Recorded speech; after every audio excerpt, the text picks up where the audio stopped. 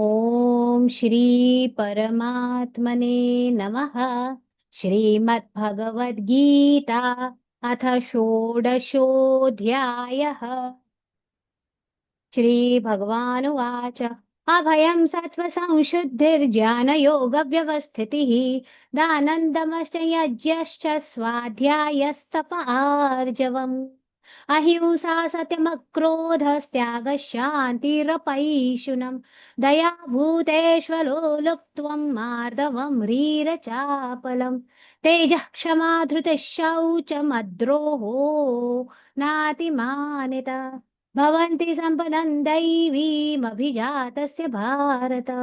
दम्भो दर्पोऽभिमानश्च क्रोधः पारुष्यमेव च अज्ञानै चाभिजातस्य पार्थ सम्पदमासुरीम् दैवी सम्पद्विमोक्षाय निबन्धायासुरीमता मा शुचः सम्पदम् दैवीमभिजातोऽसि पाण्डव द्वौ भूतसर्गौ लोकेऽस्मिन् दैव आसुर एव च दैवो विस्तरशः प्रोक्त आसुरं पार्थ मे शृणु प्रवृत्तिं च निवृत्तिं च जना न विदुरासुरा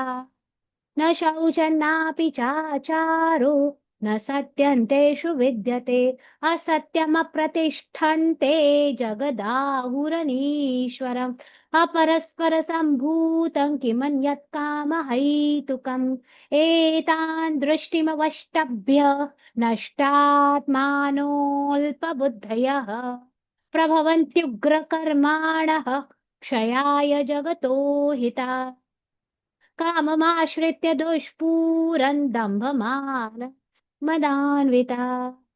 मोहात् गृहीत्वा सद्ग्राहा प्रवर्तन्ते शुचिव्रता चिन्तामपरिमेयाञ् च प्रलयान्तामुपाश्रिता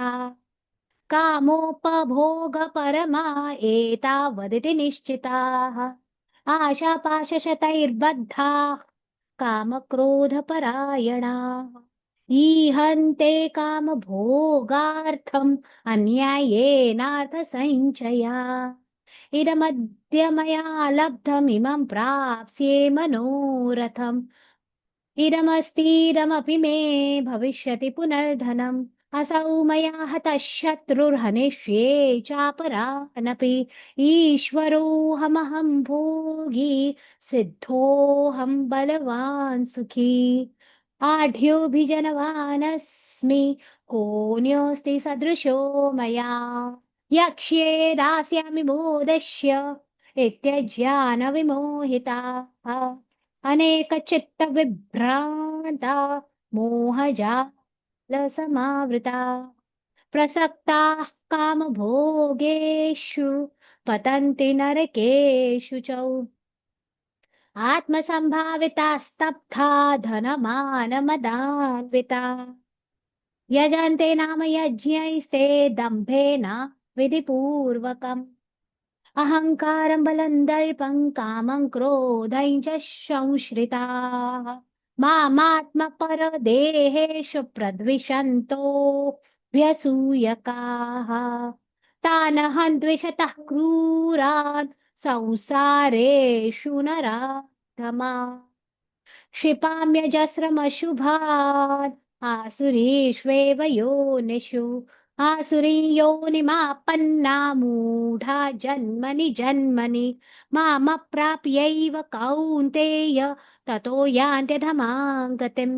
त्रिविधं नरकस्येदन्द्वारन्नाशनमात्मनः कामः क्रोधस्तथा लोभस्तस्मादेतत्रयं त्यजेत् एतैर्विमुक्तः कौन्तेय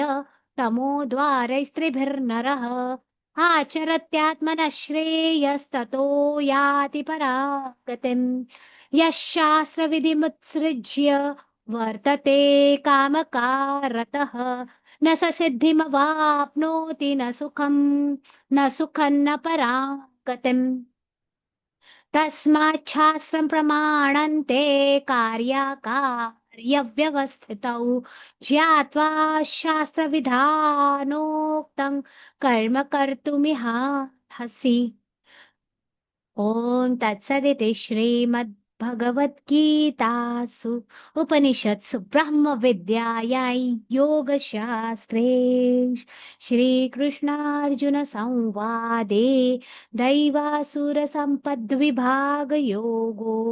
नाम षोडशोऽध्यायः।